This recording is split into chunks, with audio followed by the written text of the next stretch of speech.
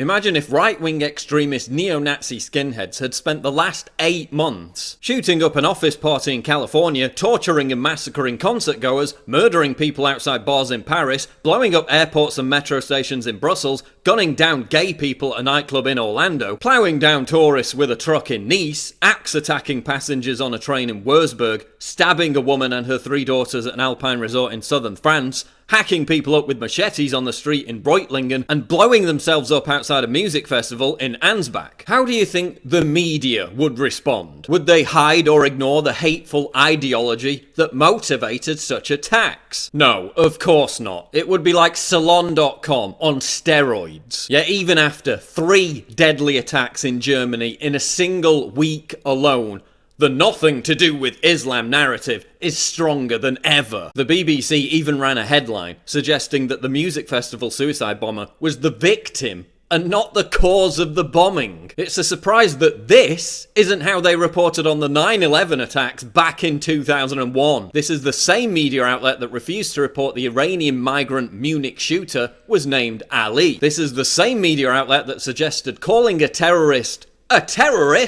or an Islamist was politically incorrect. If we can't identify the problem for what it is, how do we even begin to tackle it? Our media and political establishment is more concerned about people being mean to Muslims than the fact that European streets are running with blood several times a week now because of violence committed by Muslims. I predicted that Germany was next in line for a fresh bout of cultural enrichment. What I'm predicting is this is going to happen in Germany.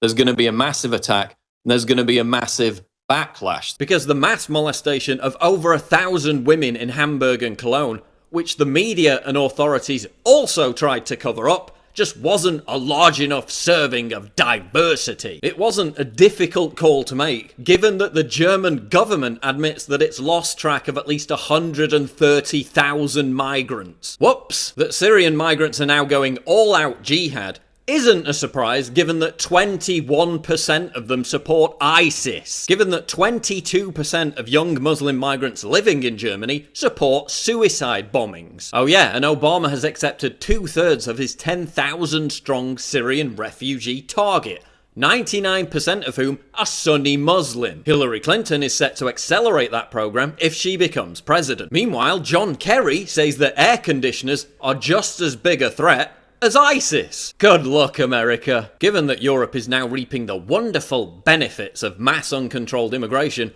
I have to make one of these videos every single week. You're probably sick of hearing me say the same thing, and quite frankly, so am I. So I'll leave you with the words of Stefan Molyneux. When is this going to stop? When are political leaders going to be held accountable for their decisions, the decisions that they themselves rarely have to live with, but the average citizen does? Because the blood flowing through the streets of Germany, France, Belgium, the United States, and many other countries has grown from a trickle to a steady flow. Over time, it may become deep enough to form an ocean, wherein your civilization, your freedoms, your savings, and your children may drown. You cannot, you must not let this stand. You can make a difference. You have a voice. Your peaceful action is required now. Nothing is a higher priority than preserving your culture, your freedoms. Your ancestors fought to liberate you and keep you safe and free.